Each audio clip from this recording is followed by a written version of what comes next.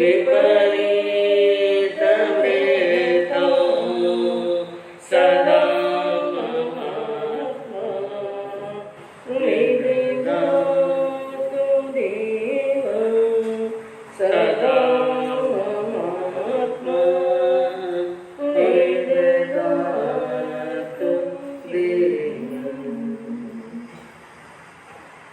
अहिंसा के अग्रदूत, त्रैकाल दृष्टा, भव्य जीवों के तारणहार, शाश्लेष प्रभु श्रमण भगवान महावीर स्वामी के चरणों में कोटि कोटि वंदन।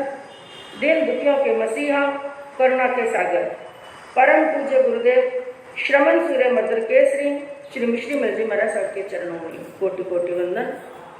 पाठ पर विराजमान परम श्रद्धेया, परम विदुषी, मधुर व्याख्यानी सरल मना पूज्य गुरनी जी महाराज साहब के चरणों में कोटि कोटि।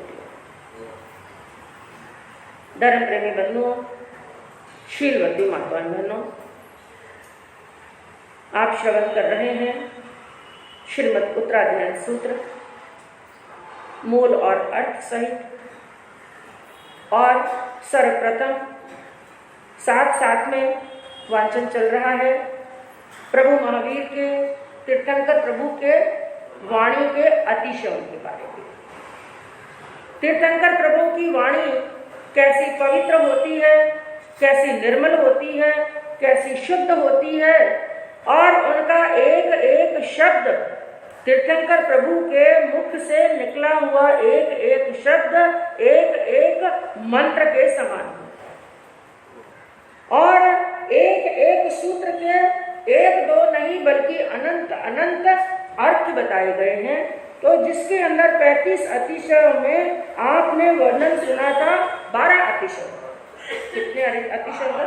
और 12वां कौन सा बताया था? दोष से रहित। भगवान की वाणी के अंदर, तीर्थंकर प्रभु की वाणी के अंदर किसी प्रकार का कोई दोष नहीं, क्योंकि तीर्थंकर प्रभु को कौन सा ज्ञान होता है? केवल ज्ञान। कौन सा ज्ञान? केवल ज्ञान, जिसे संपूर्ण ज्ञान भी कहते हैं, पूर्ण ज्ञान भी कहते हैं, अनंत ज्ञान भी कहते हैं। जिनके ज्ञान के अंदर कोई दोष नहीं है तो उनकी वाणी के अंदर भी कोई दोष रहने वाला नहीं, क्योंकि वो समस्त चीजों को, समस्त द्रव्यों को, समस्त पर्यायों को अपने आंखों के सामने जैसा दृश्य देख रहे हैं हम लोग, उससे भी ज्यादा साफ वो तीन काला, तीन लोक की चीज को, उनकी पर्यायों को, उन वस्तु को देख रहे हैं।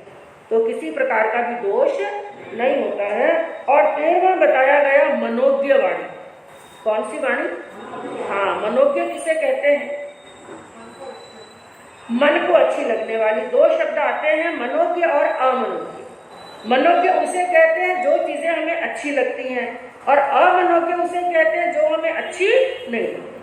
तो जो चीजें अमनोज्ञ होती हैं हम उनका संयोग नहीं चाहते, उनसे तो दूर रहना चाहते हैं। और जो हमें मनोज्ञ लगता है, अच्छा लगता है, उसके लिए हम क्या चाहते हैं? ये वस्तु मेरे पास में हो। तो भगवान की वाणी होती है मनोज्ञ। मनोज्ञ का अर्थ क्या हुआ? भगवान की वाणी श्रोताओं के दिल को छू जाती है और मन को एकाग्र करने वाली। क्योंकि आपको बताया गया था, जब तक भगवान उपदेश फरमाते रहते हैं, श्रोता दत्त चित्त होकर के भगवान की वाणी को श्रवण करते हैं, उनका मन इधर उधर भटकता, मन क्या हो जाता है? एकाग्र। मन एकाग्र हो जाता है। क्योंकि यूं बंधुओं, जिस चीज के अंदर हमें दिलचस्पी होती है ना, प्रवचन के अंदर भी कई बातें तो ऐसी आती हैं कि आपका ध्यान एक क्षण के लिए भी इधर उधर नहीं, लेकिन कुछ चीजें ऐसी होती हैं या तो आपको समझ में नहीं आती या उसके अंदर आपका इंटरेस्ट नहीं होता है, तो फिर मन क्या होता है? इधर उधर भटकता है, डावाडोल हो जाता है, मन एकाग्र नहीं होता। लेकिन जो चीजें हमें अच्छी लगती हैं, मान लो कोई दृष्टांत ही ऐसा चल रहा है, कोई कथा ऐसी चल रही है, तो उसके अंदर हम दत्तचित्त हो जाते हैं। और इतने दत्तचित्त हो जाते हैं, कौन आया, कौन गया, कौन बैठा है, कौन क्या कर रहा है, उसका भी हमें ध्यान। और यूं भी बंधुओं, वही कार्य करना अच्छा लगता है जिसके अंदर हमारा मन क्या हो जाए? एकाग्र हो जाए। तो भगवान की वाणी ऐसी मनोज्ञ होती है, सभी का मन बड़ा एकाग्र हो जाता है। और उसके बाद में 14वां बताया गया, प्रभु की वाणी, तीर्थंकर प्रभु की वाणी देश और काल के अनुसार होती है। किसके अनुसार होती है? देश और काल के अनुसार। यानी कौन सा देश है, कौन से क्षेत्र के अंदर प्रभु विचरण कर रहे हैं और कौन सा काल चल रहा है। काल यानी समय, क्योंकि भगवान ने जो भी घटना बताई उनके अंदर 4 बातें लागू होती हैं। कौन सी? द्रव्य, क्षेत्र, काल और भाव। क्योंकि सभी क्षेत्रों में रहने वाले मनुष्य एक जैसे नहीं होते, तो भगवान के समक्ष उस समय देश कौन सा है और वो काल कौन सा है। जैसे बंधु, हमारे देखते देखते, आपके देखते देखते काल कितना परिवर्तित हो गए। एक समय वो था जब साधु संतों के प्रवचन के अंदर ज्यादातर आगम की ही बात आती।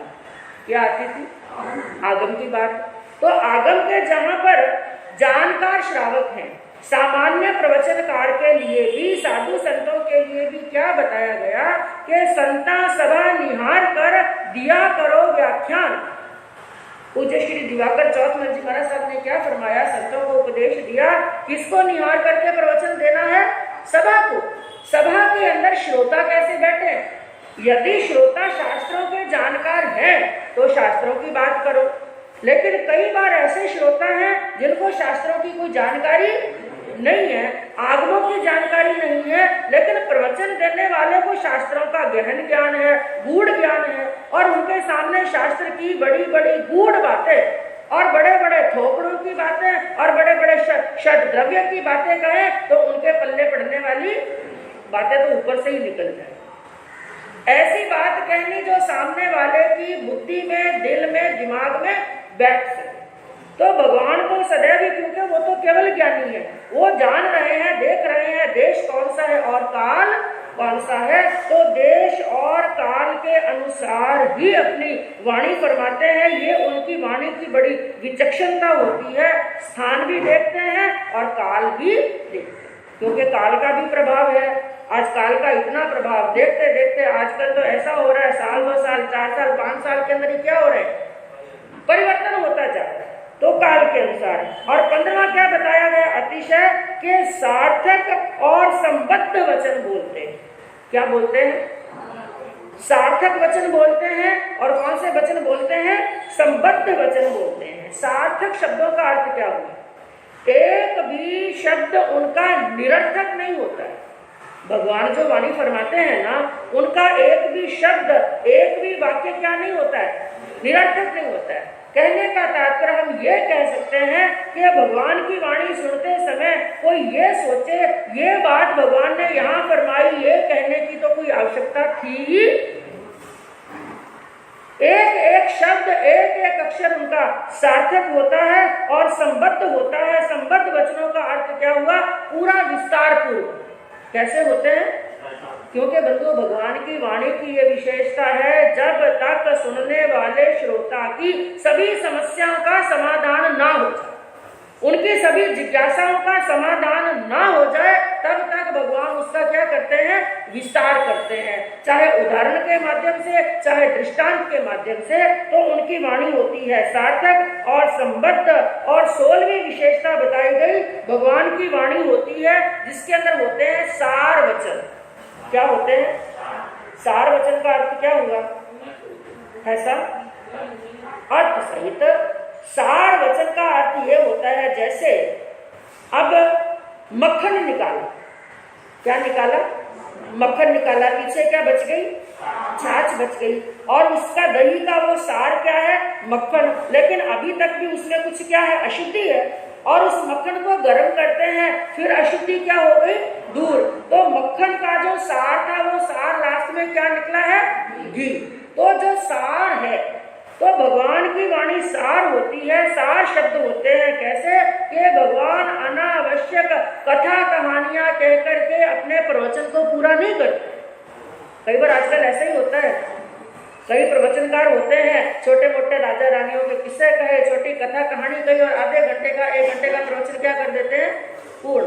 भगवान भी कथा कहानी कहते हैं, किस्सा कहते हैं, दृष्टांत कहते हैं, हेतु देते हैं। कहां पर? जहां पर आवश्यकता हो। यानी श्रोताओं को समझाने के लिए कई बातें ऐसी होती हैं, उनको सीधा सीधा कहे तो श्रोताओं को समझ में नहीं आता, इसलिए वहां पर क्या देना पड़ता है? दृष्टांत, क्योंकि दृष्टांत और कहानी के माध्यम से बात दिमाग में फिट हो जाती है। तो जहां पर आवश्यकता होती है वहीं पर कथा कहानी कहते हैं, नहीं तो भगवान के सार शब्द होते हैं, सार वचन होते हैं। जैसे भगवान हमेशा ज्यादातर 6 द्रव्यों के ऊपर बात करते हैं। किसके ऊपर? द्रव्य कितने बताए गए हैं? 6। तो 6 द्रव्यों के ऊपर जीव आदि 9 तत्वों का प्रकाशन डालते हैं और 5 महाव्रतों के बारे में और श्रावक के 12 व्रतों के बारे में। यानी भगवान के शब्दों के अंदर एक भी शब्द निस्सार होने वाला।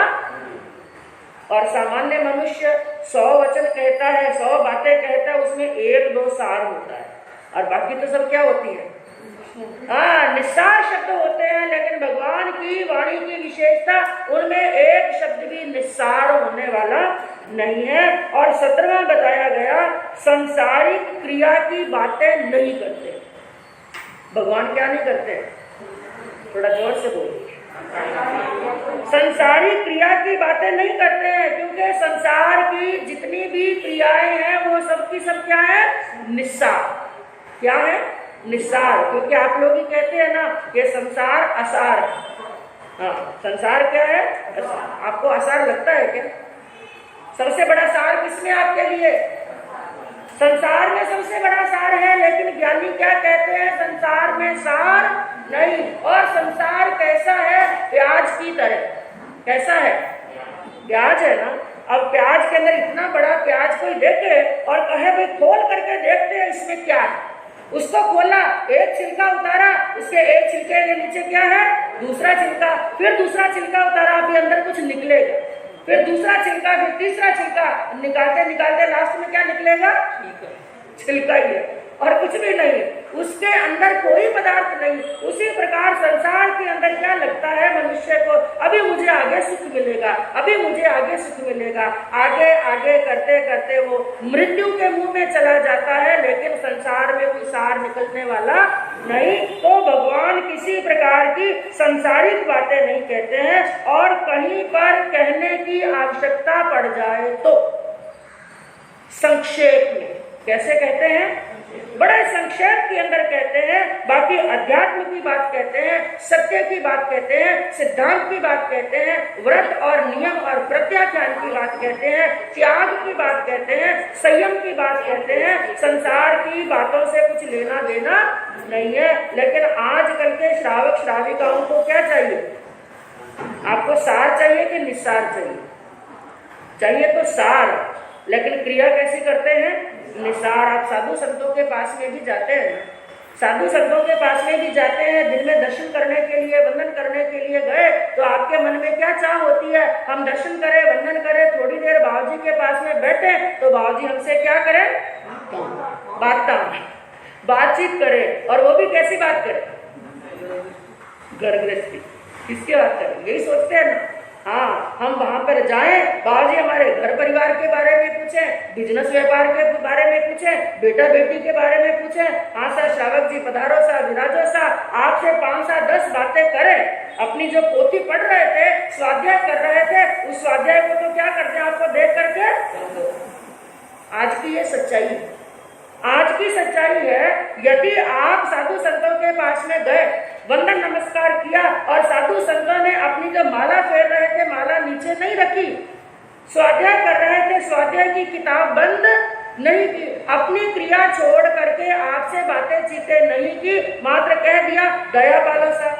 आप 5 मिनट बैठे, 7 मिनट बैठे, 10 मिनट बैठे, बोर होने लगे और देखा कि श्रावक जी का आसन चलायमान हो रहा है, तो बाबूजी ने कह दिया कि श्रावक जी मंगलिक ले लो। क्या ले लो? मंगलिक। बाहर जाकर के आप लोग क्या कहेंगे? थोड़ा जोर से बोलिए। कहाँ जाओ बाजी करने? बात तो करे ही बोले, बाजी बात तो करे बोले। अरे स्वाध्याय तो पूरा दिन ही करना है, हमारे पास में भी टाइम कहाँ? समय में से समय निकाल करके हम गए, लेकिन बाबूजी ने हमसे कोई बात नहीं। तो आजकल कई प्रकार की विकृतियां आ गई हैं संघ के अंदर और समाज के अंदर। बाकी संत के लिए प्रभु ने क्या उपदेश दिया है कि समयम गोयम मां कम्माए। 10वें अध्याय के अंदर आपने क्या सुना? एक समय मात्र का भी। और साधु के लिए तो विशेष रूप से क्या कहा कि अपना खाना खाने के बाद में हाथ धोते हैं ना, खाना खाने के बाद में हाथ धोते हैं, और हाथ धोते हैं तो हाथ की लकीरों में क्या रह जाता है? पानी। भगवान ने तो यहाँ तक फरमाया उन हाथ की लकीरों में रहा हुआ पानी सूखने में जितना समय लगता है उतने समय मात्र का भी साधु क्या नहीं करे? हाँ, लेकिन हमें प्रमाद करना पड़ता है। किसके कारण से?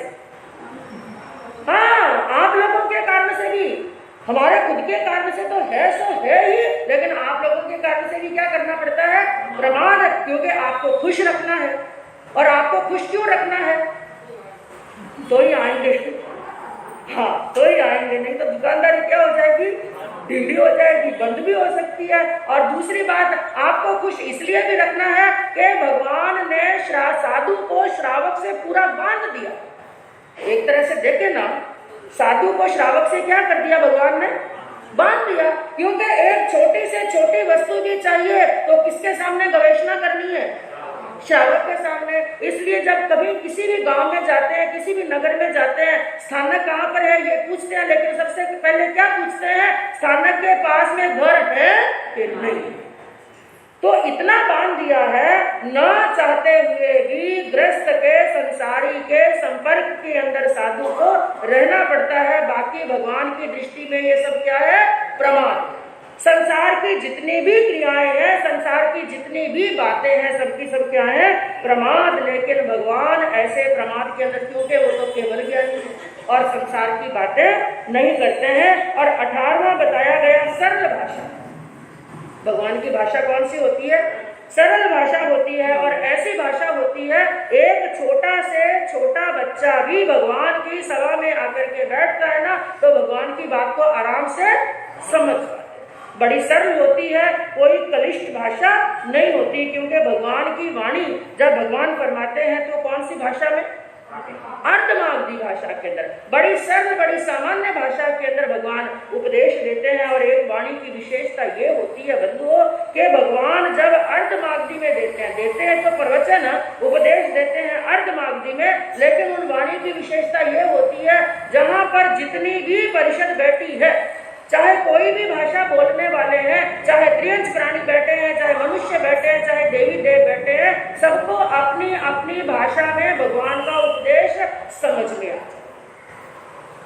तो ऐसा आगे और वाणी के अतिशय का बंधु वर्णन चलेगा। हम उनको पढ़ेंगे, जानेंगे और श्रवण करेंगे। अब साथ में ही जो हमने मूल का स्वाध्याय किया श्रीमद उत्तराध्याय सूत्र के 12वें अध्ययन, ये भी बड़ा जबरदस्त है बंधु अध्ययन, हृदय को चोट करने वाला और सत्य का उद्घाटन करने वाला। क्योंकि एक से एक बढ़कर के जो अध्ययन है, एक से एक श्रेष्ठ और बड़ा ही सुंदर अध्ययन है। हम चाहें तो अपने जीवन के अंदर एक नहीं अनेक शिक्षाएं ले सकते हैं। तो 12वां अध्ययन है जिसका नाम है हरिकेशीय। हरिकेशीय यह सबके पीछे लगाया हुआ है। यानी इस अध्ययन के अंदर हरिकेशी मुनि का वर्णन आता है। किसका वर्णन आता है? हरिकेशी मुनि का। और एक मैं आपको बात बता दूं, ये अध्ययन थोड़ा दार्शनिक अध्ययन है। दोनों चीजें सम्मिलित है इसके अंदर, कथा भी आती है और दर्शन की बात भी आती है, यानी सिद्धांतों, दर्शन यानी सिद्धांतों की बात भी आती है। इसलिए दत्त चित्त होकर के मन वचन काया के योगों को स्थिर करके आप सुनेंगे तो जरूर समझ में आए। तो यह हरिकेशी, इनके अंदर मूल हरिकेशी मुनि के जीवन की 3 घटनाओं का वर्णन आता है। कितनी घटनाओं का? 3 घटनाओं का। एक घटना तो वो जो उनके संयम लेने के पहले की, यानी जिस घटना के कारण से उनको वैराग्य, और 2 घटनाएं उनकी संयम के बाद। तो 3 घटनाओं का वर्णन है। और इस अध्ययन की भूमिका के अंदर आपको मैं बताऊं कि इस अध्ययन के अंदर प्रभु ने एक तो मुख्य, उस समय जो जातिवाद चल रहा था, उस समय क्या चलता था? जातिवाद। 4 वर्ण चलते थे, क्षत्रिय है, वैश्य है, ब्राह्मण है और शूद्र है। तो जो शूद्र है बड़ा नीच माना जाता था उनको। तो जातिवाद उस समय बहुत जोर पर था। एक तो जातिवाद के ऊपर, और दूसरा उस समय कई धर्मों के अंदर हिंसा घुस गई, यानी हिंसा के अंदर धर्म मानने लग गए थे। तो जो हिंसा प्रधान जो द्रव्य यज्ञ किए जाते हैं, उस समय कौन सा चल रहा था? यज्ञों का।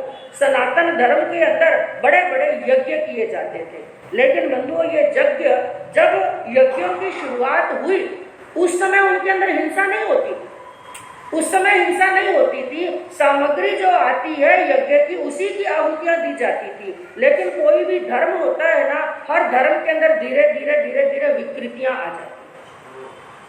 तो क्या बताया गया, जो यज्ञ, तो उन यज्ञों के अंदर धीरे धीरे पशुओं की बलि दी जाने लगी और ज्यादा विकृतियां आई।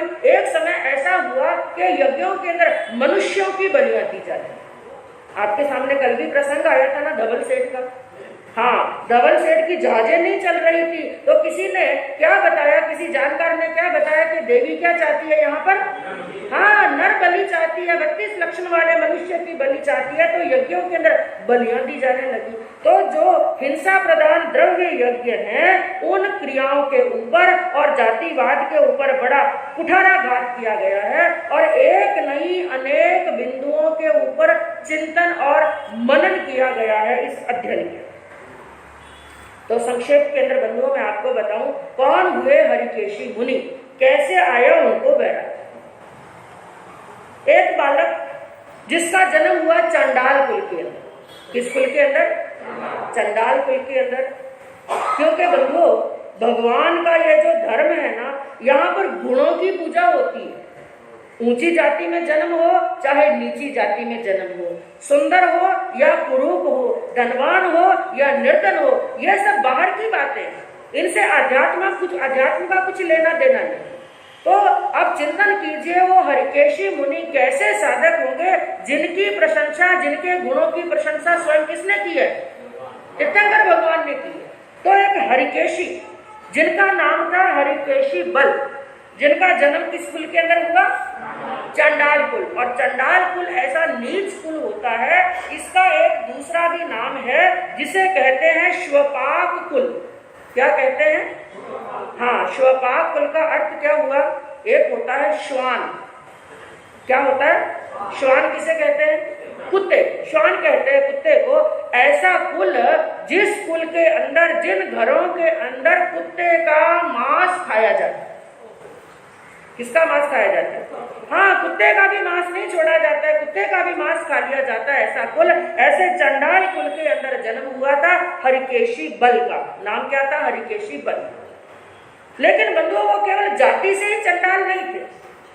चंडाल जाति में तो जन्म हुआ, जाति से ही चंडाल नहीं थे, वो स्वभाव से भी बड़े चंडाल थे। यानी बड़ा क्रोध आता था, क्षण क्षण के अंदर क्रोध आता था। और उसके साथ में उनका जो रंग रूप था, उनकी जो शरीर की आकृति प्रकृति थी, वो भी बड़ी भद्दी थी। रंग एकदम काला, नैन नक्श बेकार और ऐसा बेहुदा चेहरा था। क्योंकि बंधुओं, कहा गया कि हम जिस चीज का गर्व इस जन्म में कर लेते हैं ना, अगले जन्म के अंदर वो चीज हमें प्राप्त नहीं होती। तो हरिकेशी बल का भी बताया गया, उन्होंने पहले जन्म के अंदर एक तो जाति का मद किया कि मेरा ऊंची जाति में जन्म हुआ। तो जाति का मद करने के कारण से कौन सी जाति में उत्पन्न हुए? चंडाल कुल के अंदर चंडाल जाति में जन्म हुआ। और रूप का मद किया था, मद यानी अहंकार, सौंदर्य का मद किया, मैं बड़ा सुंदर हूँ, इसलिए ऐसा कुरूप एड़ा, ऐसा भद्दा चेहरा उनको मिला, ऐसा बेहुदा शरीर उनको मिला कि उनके साथ में कोई बात करना भी नहीं चाहता था। और ऊपर से उनका स्वभाव भी ऐसा था, क्योंकि जाति से चंडाल हो तो कोई बड़ी बात नहीं है, लेकिन स्वभाव क्या होना चाहिए? अच्छा। तो उनका स्वभाव ऐसा था, कोई उनसे बातचीत करना नहीं चाहता था, कोई उनका मित्र नहीं था, कोई उनका दोस्त नहीं, कोई उनसे खेल नहीं खेलता। एक बार का प्रसंग हुआ कि उनके नगर के अंदर एक कोई बड़ा महोत्सव था। अब जब महोत्सव होता है तो बड़े बड़ों के साथ में घूमते हैं, छोटे छोटों के साथ में घूमते हैं। एक स्थान पर बैठ करके जो बड़े बड़े भाई लोग थे वो आपस के अंदर बातें चीतें कर रहे थे, हंसी मजाक कर रहे थे। और स्त्रियों के पास में बैठी बातें चीतें कर रही थी और बच्चे आपस में खेल रहे। तो उन बच्चों के पास में वो हरिकेशी भी गए, मुझे अपने साथ में खिलाओ, मैं भी खेलना चाहता हूँ। लेकिन सब बच्चों ने दुत्कार दिया, फटकार दिया, क्योंकि सब उसका क्या जानते थे? स्वभाव जानते थे, उसके क्रोध के बारे में जानते थे। किसी भी बच्चे ने उनको पास में नहीं आने दिया। अब वो दूर एक वृक्ष के नीचे बैठ गया, बच्चों को खेलते हुए देख रहा है, स्त्रियों को हंसते हुए देख रहा है और अकेला ही बैठा बैठा चिंतन कर रहा है कि मेरा कोई भी। अचानक ही क्या हुआ खेलते खेलते बच्चे एक तरफ भागने लगे और जोर से चिल्लाने लगे, सांप आया, सांप आया, सांप आया। और बच्चों की आवाज सुनी तो बड़े वहां से भाई लोग भाग करके आए। क्या हुआ? किसने देखा? अरे भाई सांप आ गया है। तो कोई लाठी उठा करके लाया, कोई पत्थर उठा करके लाया और उसके ऊपर मारने, सांप को मारने लगे। और देखते ही देखते उसकी पूरी चटनी बना दी, पत्थरों से डंडों से उसको मार दिया और उठा करके एक तरफ फेंक दिया। और बच्चों को कहा भाई खेलो। बच्चे खेलने लगे और थोड़ी देर के बाद में बच्चे फिर चिल्लाए, फिर जोर से बोले, अरे भाई सांप आया, सांप आया, सांप आया। सब लोग भाग करके फिर आए और बच्चे, क्योंकि बच्चों ने पहले क्या दृश्य देखा था, सांप आया था, बड़ों ने क्या किया था, उसको मारा। और बच्चे लोग तो वही करते हैं जो बड़े करते हैं। अब बड़ों का इंतजार किया ही नहीं, बच्चों के पैरों के अंदर जो चप्पल पहने हुए थे वही चप्पल निकाल लिए मारने के लिए और पत्थर उठाने लगे। लेकिन एक व्यक्ति की दृष्टि पड़ी, उसने कहा, बच्चों इसको मत मारो, ये सांप नहीं है, ये जहरीला नहीं है। ये क्या नहीं है? ये सांप नहीं है, ये तो दो मुंही है। क्या है ये? दो मुंही। देखिए ना, दोनों तरफ मुंह होता है। हाँ, 6 महीने इस मुंह से चलती है और 6 महीने इस मुंह से, और उसको तो अच्छा माना जाता है। कहते हैं कि जिस घर के अंदर दो मुंही आती है ना, लक्ष्मी के आने का प्रतीक माना। तो क्या कहा, ये जहरीली नहीं है, ये काटती नहीं है, इसको कुछ मत करो, इसको मारने की आवश्यकता नहीं है। और किसी ने बड़े विवेक से उसको उठा करके घास के ऊपर डाल दिया। बच्चे खेलने लगे और इस दृश्य को बैठे बैठे कौन देख रहे हैं? हरिकेशी देख रहे हैं। अब ऐसा दृश्य देख करके उनके मन में चिंतन चलने लगा। अब कुछ देर पहले यहाँ पर कौन आया था? सांप। लेकिन सांप को मार दिया, पत्थरों की मार पड़ी, जूतों की मार पड़ी, डंडों की मार पड़ी, एक क्षण के अंदर उसको धराशायी कर दिया और लहूलुहान कर दिया, खत्म कर दिया। लेकिन दो मुंही को तो किसी ने कुछ भी नहीं कहा, उठा करके बड़ी यत्ना से रख दिया। कारण क्या है? एक के अंदर जहर है, एक के अंदर क्या है? जहर है, एक के अंदर जहर नहीं है। तो मारा कौन जाता है, पीटा कौन जाता है? जिसके अंदर जहर होता है। आज मुझे भी अपमान का सामना करना पड़ता है, तिरस्कार का सामना करना पड़ रहा है। क्यों? क्योंकि मेरे अंदर भी जहर है। मेरे अंदर भी क्या है? जहर। और वो जहर कौन सा? क्रोध का जहर। कौन सा जहर है? और बंधुओं, उस जहर से भी बड़ा होता है ये क्रोध का जहर। कहते हैं मनुष्य का जो क्रोध का जहर होता है ना, उसके सामने बिच्छू का जहर भी कुछ नहीं है, छिपकली का जहर भी कुछ नहीं है, और बड़े अजगर और सांप और कोबरा सांप का जहर भी कुछ नहीं। सबसे ज्यादा जहर किसके अंदर है? मनुष्य के अंदर, यही क्रोध रूपी जहर। तो ऐसा जब तक मेरे अंदर ये क्रोध रूपी जहर रहेगा, तब तक मुझे कहीं पर सम्मान, सत्कार, प्रेम, स्नेह और दुलार मिलने वाला नहीं है। तो सबसे पहले मुझे किसको समाप्त करना है? हाँ, अपने इस क्रोध रूपी जहर को मुझे समाप्त करना है। तो चिंतन इतना गहरा गहरा और गहरा होता चला गया, ऐसी भावधारा हुई कि वहीं पर बैठे बैठे उन्हें जाति स्मरण ज्ञान, कौन सा ज्ञान हो गया? हाँ, जाति स्मरण ज्ञान हो गया। और जाति स्मरण ज्ञान से उन्होंने बहुत कुछ देखा और बंधुओं वहीं पर उनको वैराग्य हो गया, वैराग्य आ गया। अब निकल गए घर से, दीक्षा अंगीकार की और दीक्षा लेकर के बड़ी बड़ी त्याग तपस्याएं की। क्योंकि जब आत्मा को सत्य का भान हो जाता है ना, उस समय त्याग के अंदर, संयम के अंदर आत्मा रच जाती है। तो बड़े त्यागी संत बन गए, बड़े संयमी, अपनी इंद्रियों का दमन करने वाले, बड़ी बड़ी कठोर तपस्याएं, मास मास का मन से पार न करने। अब ऐसी तपस्याएं करेंगे तो शरीर क्या हो जाए? हाँ, 1 वर्षी तप करते हैं ना, 1 वर्षी तप करते हैं, उसमें भी शरीर उतर जाए। तो मास मास कमन से पार न करने वाले वो तपस्वी, जिनका आत्मा का तेज तो बड़ा दैदीप्यमान हो गया, लेकिन शरीर जो था वो कृश हो गया, दुबला पतला हो गया। और एक बार का प्रसंग हुआ, वो हरिकेशी मुनि विचरण करते करते वाराणसी नगरी के अंदर पहुंचे। और उस नगरी के अंदर कौशलिक नाम का राजा राज्य करता। तो उस नगरी के अंदर एक बड़ा सुंदर बगीचा था, और साधु संतों के रुकने के लिए तो पहले जमाने के अंदर कौन सा स्थान होता? बगीचे में ही रुकते थे। तो एक बड़े सुंदर बगीचे के अंदर मुनिराज पधारे, और वहां पर एक यक्ष का यक्षायतन था, जिसका नाम था तिंदुक। यक्ष का नाम क्या था? तिंदुक। तिंदुक नाम के यक्ष का यक्षायतन था। तो वहां पर जाकर के मुनि एक बार का समय योग हुआ कि उस बगीचे के अंदर और यक्षायतन के पास में मुनि ध्यान के अंदर खड़े थे।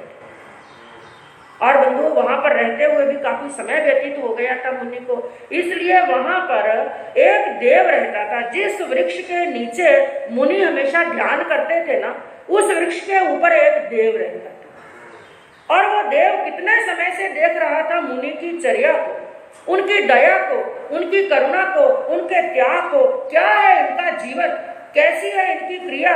अरे ये तो एक चींटी को भी आग नहीं आने देते, अपने प्राणों की परवाह नहीं करते हैं, लेकिन किसी जीव को सताते नहीं। तो उनके संयम के प्रति, उनकी करुणा और उनके ऐसे जीवन के प्रति वो उनके प्रति नतमस्तक हो गए। और धीरे धीरे वो देव उनका सेवक बन गए। क्योंकि कहते हैं जो त्यागी होते हैं, तपस्वी होते हैं, देवताओं को बुलाने की आवश्यकता नहीं है, देवता तो स्वतः उनके चरणों के अंदर आकर के मस्तक झुकाते। तो वो देव उनका भक्त हो गया था। और यूं भी बंधुओं, जो बड़े वृक्ष होते हैं, जैसे वट वृक्ष है, पीपल का वृक्ष है, इनके ऊपर देव निवास करते हैं। जो वाण में अंतर देव होते हैं ना, भूत है, पिशाच है, यक्ष है, राक्षस है, किन्नर है, किम पुरुष, ये 16 प्रकार के जो वाण में अंतर देव हैं, इनके स्थान यही है।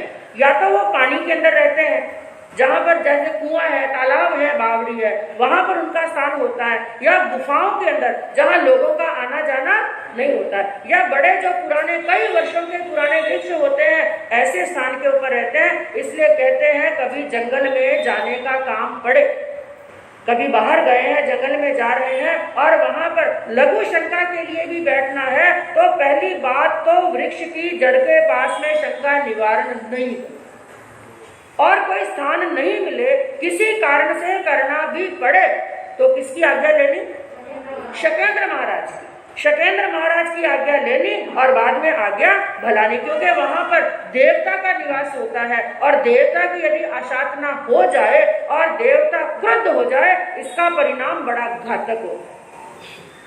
वो देव उनका भक्त बन गया था। और एक बार का प्रसंग हुआ कि वो मुनि ध्यान में खड़े थे, और जो उस नगर के राजा थे कौशलिक, उनकी बेटी जिसका नाम था भद्रा, जो बड़ी अनिंद्य सुंदरी थी, ऐसा लग रहा था कि जैसे उसने जन्म धरती पर नहीं लिया, वो कोई देवलोक की कन्या हो, बड़ी सुंदर थी। और बंधुओं, आपको बताया कि 8 प्रकार के मद होते हैं, उसके अंदर रूप का भी क्या होता है? मद, रूप का अहंकार, बड़ा अहंकार था उसको। वो पहले यक्ष के यक्षायतन में गई, पूजा अर्चना की, क्योंकि वो उनका कुल देवता था। तिंदुक नाम का यक्ष उसका कुल देवता था। कुल देवता की पूजा अर्चना की, भक्ति की। उसके बाद में आई, अपनी सखी सहेलियों के साथ में उस वन के अंदर, बगीचे के अंदर रमन करने लगी, खेलने लगी। लेकिन थोड़ी देर के बाद में यकायक उसकी दृष्टि पड़ी उस वट वृक्ष के नीचे ध्यान में खड़े हुए मुनि के। लेकिन उनका वहां पर ध्यान गया मुनि के कुरूप शरीर के। अरे इतना भद्दा इनका शरीर है, कैसा ये कुरूप है, और ऐसा चेहरा जिसकी तरफ देखना भी अच्छा नहीं लगता है, और इतनी निंदा, इतना उनको गालियां, इतने अपशब्द बोलने लगी। अरे ऐसे इंसान का तो जिंदा रहना भी जरूरी नहीं, ऐसा इंसान तो मर जाए तो ठीक। इतना गंदा, इतना कुरूप चेहरा इनको मिला है, और केवल बंधु अपशब्द ही नहीं बोले, इतनी घृणा की कि उनके ऊपर थूक दिया। मुनि के ऊपर क्या कर दिया? हाँ, याद रखना, जो ये हमारा चेहरा देखते हैं, हमारे शरीर की सुंदरता देखते हैं, वो कभी साधक नहीं हो सकता, क्योंकि ये चमड़े की पहचान करना तो किसका काम है?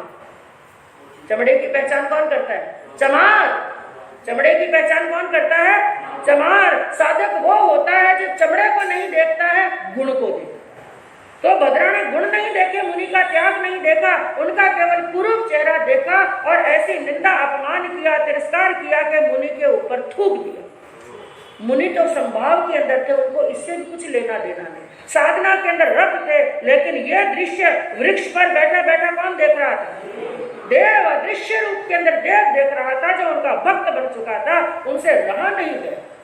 इन संत का इतना बड़ा अपमान, और इसको अपने रूप का इतना गुरूर है, इसने मेरे गुरु, मेरे भगवान, इन मुनि के ऊपर थूक दिया।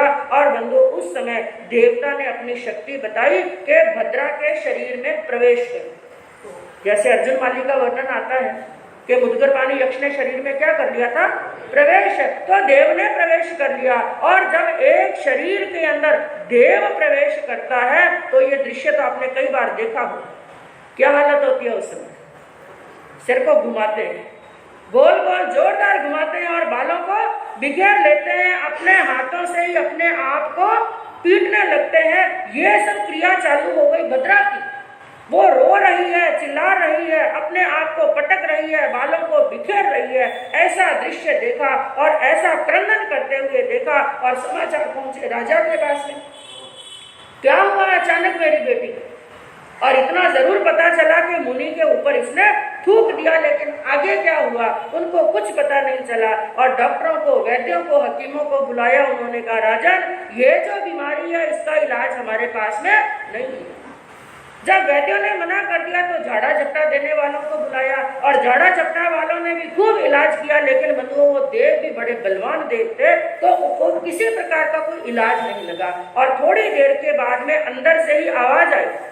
कई बार आती है ना, जिनके अंदर देवी देवता प्रवेश कर लेते हैं, अंदर से क्या आती है? आवाजें आती हैं। और जब आवाजें आती हैं तो आप लोग वहां पर क्या करते हो? पूछ करते हैं। पूछ करते हैं कि नहीं? हाँ। तो अंदर से आवाज आई और उस देव ने क्या बोला?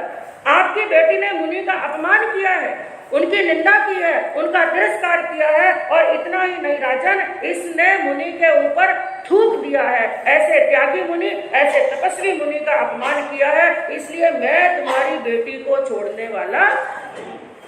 अब राजा चरणों में पड़ गए, गिड़गिड़ाने लगे, अरे मेरी बेटी की जिंदगी का सवाल है देव, आप जो कहते हैं हम वही करने के लिए तैयार है। जब राजा इतना गिड़गिड़ाने लगे, रोने लगे, तो अंदर से देव ने एक आवाज की। उन्होंने कहा यदि ऐसी बात है तो मैं केवल एक शर्त पर आपकी बेटी को छोड़ सकता हूँ। वो कौन सी शर्त? वो शर्त यही है, जिस मुनि से इसने घृणा की है, जिनके ऊपर थूका है, उसी मुनि के साथ में इसकी क्या करवा दो? शादी करवा दो। मरता क्या नहीं करता। राजा के पास में कोई इलाज नहीं था और राजा ने कहा ठीक है देव, आप जैसा कहते हैं वैसा ही करेंगे। देव वहां से उनके शरीर में से निकल गए। लड़की स्वस्थ हो गई। अब लड़की को नहलाया गया, राजकुमारी को नहलाया गया, धुलाया गया, तैयार किया गया, आभूषण पहना करके, अच्छे सुंदर वस्त्र आभूषणों से सुसज्जित करके और तैयार करके मुनि के सामने लाया। मुनि तो ध्यान में खड़े थे। थोड़ी देर के बाद में आंखें खोली और दृश्य सामने देखा। एक अनिंद्य सुंदरी, एक राजकुमारी सामने खड़ी है, राजा खड़े हैं, दास दासी खड़े हैं, मंत्री प्रधान खड़े हैं। रामा मुनि ने पूछा क्या हुआ, क्योंकि कब तो थूका, कब देव प्रवेश किया। मुनि तो अपने ध्यान में रमन कर रहे थे, उन्हें कुछ भी किया। तो पूछा क्या हुआ। राजा ने पूरी घटना सुनाई और कहा मुनिराज इनको स्वीकार कीजिए अपनी पत्नी के रूप के। मुनि मंद मंद मुस्काने लगे, कहा राजन हम तो स्त्री के त्यागी हैं, हम तो स्त्री के त्यागी, हम तो पूर्ण ब्रह्मचारी हैं, हमें स्त्री से कुछ लेना देना नहीं है। मैं कोई शादी करने वाला नहीं, जो कुछ मेरे पास में था मैंने तो उसका भी त्याग कर दिया। मैं आपकी बेटी से शादी नहीं कर सकता हूँ। अब राजा असमंजस में पड़ गए। तो फिर इसका क्या उपाय होगा? मेरी बेटी से मुनि भी शादी नहीं करेंगे। तो फिर देव ने एक बात कही, यदि मुनि शादी करना नहीं चाहते हैं, मेरे गुरु इससे शादी करना नहीं चाहते हैं, तो एक उपाय ये है, अब इस लड़की की शादी किसी राजकुमार से तो नहीं हो सकती, राजकुमार से या राजा से शादी नहीं होगी, इस लड़की की शादी किसी ब्राह्मण से करो, क्योंकि ब्राह्मण भी संत का ही स्वरूप है। तो राजकुमारी की शादी हुई ब्राह्मण के साथ में, जिनका नाम था रुद्र ब्राह्मण। क्या नाम था? रुद्र ब्राह्मण। यहां तक ये दो घटनाएं घटी। अब रुद्र ब्राह्मण के साथ में शादी हो गई और बड़ा लंबा काल निकला। और एक बार का प्रसंग हुआ कि वही रुद्र ब्राह्मण, जिनके वहां पर बहुत बड़े यज्ञ का एक आयोजन रखा हुआ था, क्योंकि वो भी ब्राह्मण बहुत बड़े थे, और बहुत बड़े यज्ञ का आयोजन रखा हुआ, जिस यज्ञ के अंदर सैकड़ों हजारों ब्राह्मणों को वहां पर आमंत्रित किया हुआ था। और वयोवृद्ध ब्राह्मण भी वहां पर आए, युवा ब्राह्मण भी आए और बालक भी आए।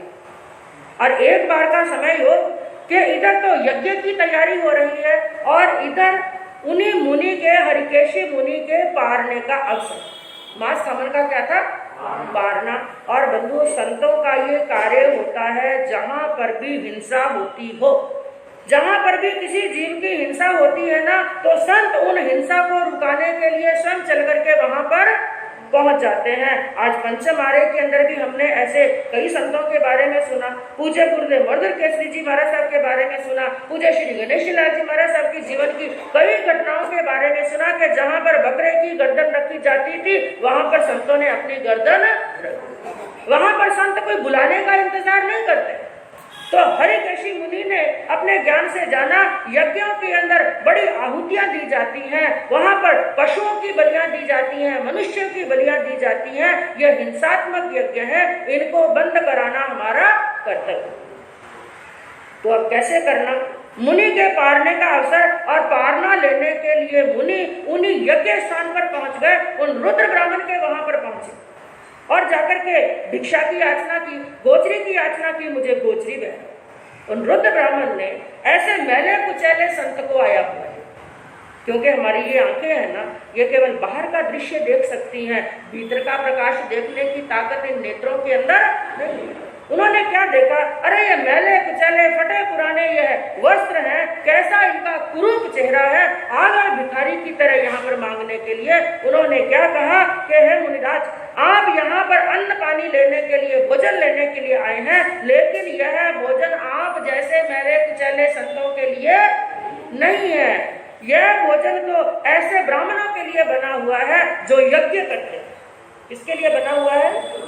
क्योंकि वो यज्ञ में ही सनातन धर्म के अंदर, हिंदू धर्म के अंदर और वैदिक धर्म के अंदर यज्ञों का बड़ा महत्व था उस समय। तो जो यज्ञार्थी मुनि हैं, जो बड़ा बड़ा यज्ञ करते हैं, उनके लिए ये आहार बना हुआ है। और आप जैसे ऐसे कुरूप शरीर वालों के लिए नहीं है, बल्कि ऐसे ब्राह्मणों के लिए है जो अपने शरीर की शुद्धि करते हैं, सुबह भी स्नान करते हैं और शाम को भी क्या करते हैं?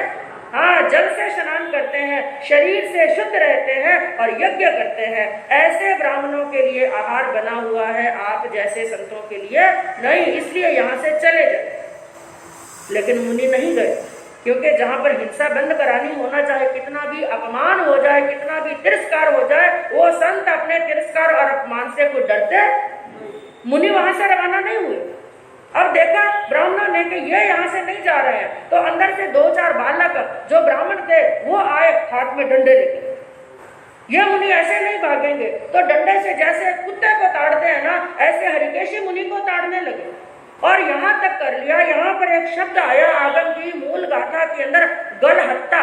कौन सा शब्द आया? गलहत्ता, यानी उनका गला पकड़ लिया। गला पकड़ करके धक्के दे दे करके उन मुनि को वहां से भगाने लगे, डंडों की मार मारने लगे। मुनि तो वहां से नहीं मिले, वो तो संभाव के साथ में खड़े थे, लेकिन ये दृश्य कौन देख रहा था?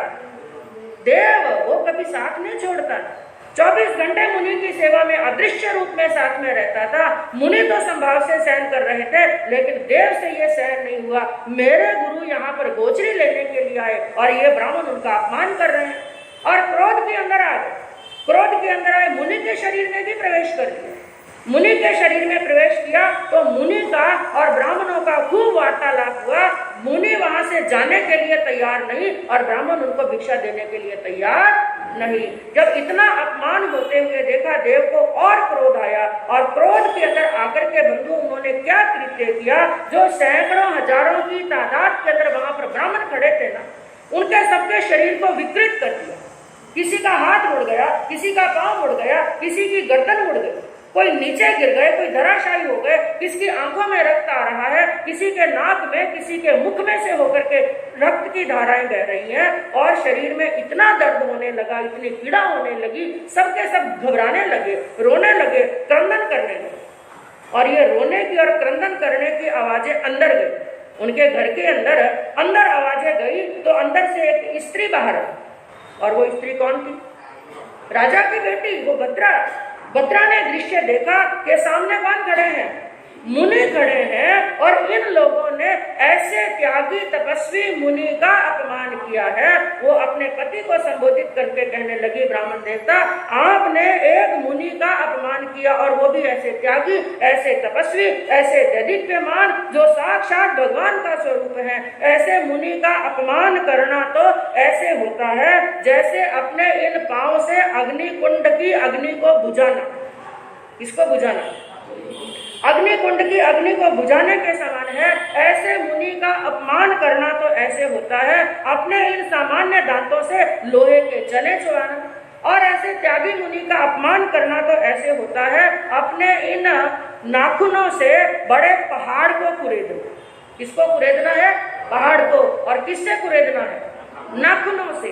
तो ऐसा गजब का काम किया है।